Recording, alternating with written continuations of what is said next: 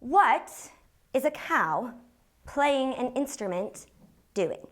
This is the question my 6-year-old son asked me at the dinner table. I don't know.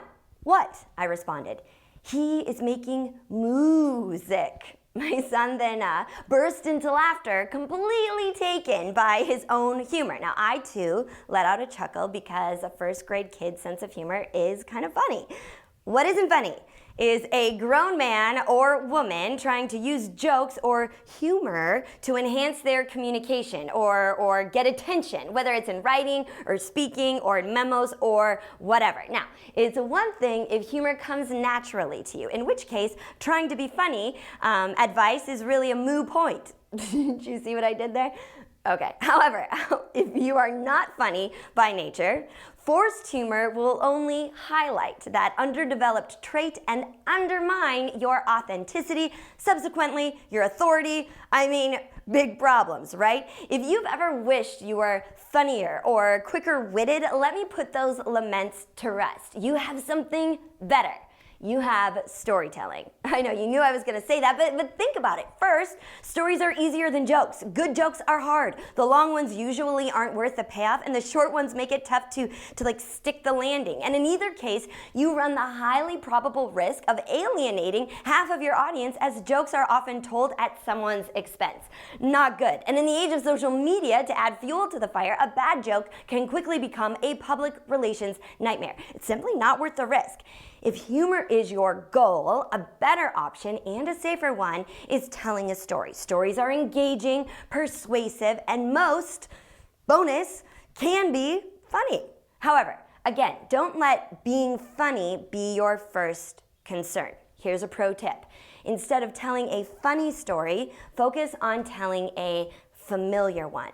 I use this strategy for every presentation I give. Before each one, I think about something I have in common with the audience, something we can laugh at together. For example, I recently spoke for an event in my home state of Minnesota, where I grew up. I live in Arizona now. Another moot point. See, I shouldn't use humor. I told the story of the first time I brought my Southern California husband to Minneapolis in the winter and how fascinated he was by the skyways that connect the buildings downtown. You can literally go all across the city and never go outside.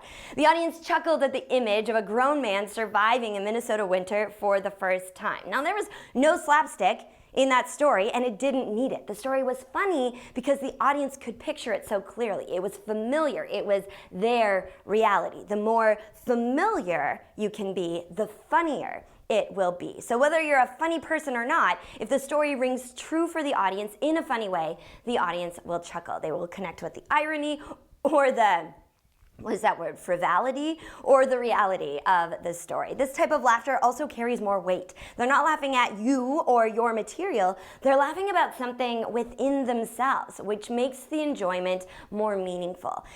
And if you can't think of a familiar story to tell that particular audience, don't resort to a joke. Instead, tell a different story that is perhaps universally familiar. Now, my last piece advice for you on humor versus storytelling is this.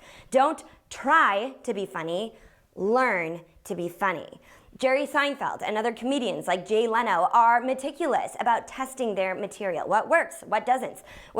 Storytelling and humor, for that matter, are skills, not talents, which means they can be developed over time. So set goals for yourself to tell a story several times in a week. Write it in an email, tell it at a meeting, use it while you're networking. Each time you tell the story, you'll gain additional insight on how well it connects with your listener. What parts to keep, what parts make them chuckle, what parts to leave out.